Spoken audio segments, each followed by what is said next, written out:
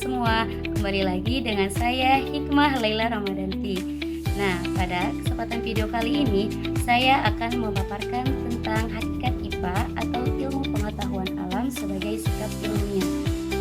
Dalam kehidupan sehari-hari, kita sering mendengar istilah IPA. Namun, apa sih sebenarnya sikap ilmiah itu? Yuk kita bahas lebih lanjut. Hakikat IPA berarti tujuan utama IPA itu sendiri, yaitu untuk memahami alam dan segala sesuatu yang terjadi di dalamnya. Misalnya, kenapa hujan turun, bagaimana tanaman tumbuh, atau mengapa matahari terbit di timur. Semua ini kita pelajari lewat IPA.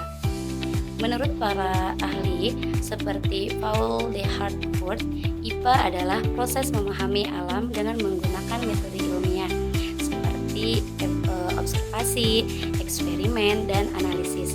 IPA tidak hanya soal belajar fakta, tapi juga soal membangun cara berpikir yang ilmiah. Sikap ilmiah dalam IPA adalah cara kita berpikir yang kritis, jujur, dan mau terus belajar. Ada beberapa sikap ilmiah atau ciri sikap ilmiah yang penting yang perlu kita miliki. Yang pertama, rasa ingin tahu.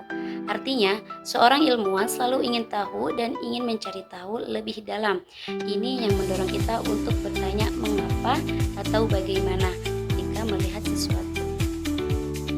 Dan yang kedua, ada kritis dan skeptis. Artinya, kita tidak langsung menerima informasi begitu saja. Misalnya, kalau ada berita atau rumor, kita akan mencari tahu dulu sumber dan kebenarannya. Yang ketiga, ada objektif. Artinya, dalam sikap ilmiah, kita berusaha melihat sesuatu sesuai fakta, tidak memihak dan tidak emosional. Dan yang keempat, ada terbuka terhadap kritik. Jika ada orang yang lain yang punya pendapat atau bukti baru, kita mau mendengarkan dan mempertimbangkannya. Referensi dari sikap-sikap ini bisa kita lihat dalam buku The Nature of Science in Science Education oleh William F. McComas yang menjelaskan bahwa sikap ilmiah itu penting untuk semua orang, bukan hanya ilmuwan saja. Pentingnya sikap ilmiah dalam kehidupan sehari-hari. Sikap ilmiah bukan hanya untuk laboratorium saja. Di kehidupan sehari-hari, sikap ini membantu kita jadi lebih bijak dan kritis. Contohnya, ketika kita membaca berita, kita bisa mengecek apakah sumbernya benar atau palsu.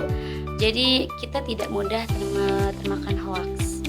Contoh sederhana penerapan sikap ilmiah, misalnya saat kita melihat tanaman yang tumbuh subur di tempat tertentu, kita mungkin bertanya, kenapa bisa tumbuh subur? Lalu kita bisa mencari tahu apakah itu karena tanahnya, cahaya matahari, atau karena sering disiram. Nah, dengan cara ini kita menerapkan sikap ilmiah. Jadi kesimpulannya, hakikat IPA sebagai sikap ilmiah mengajarkan kita untuk selalu berpikir kritis, jujur, dan objektif. Sikap ilmiah ini membantu kita memahami dunia, bahkan dalam kehidupan sehari-hari.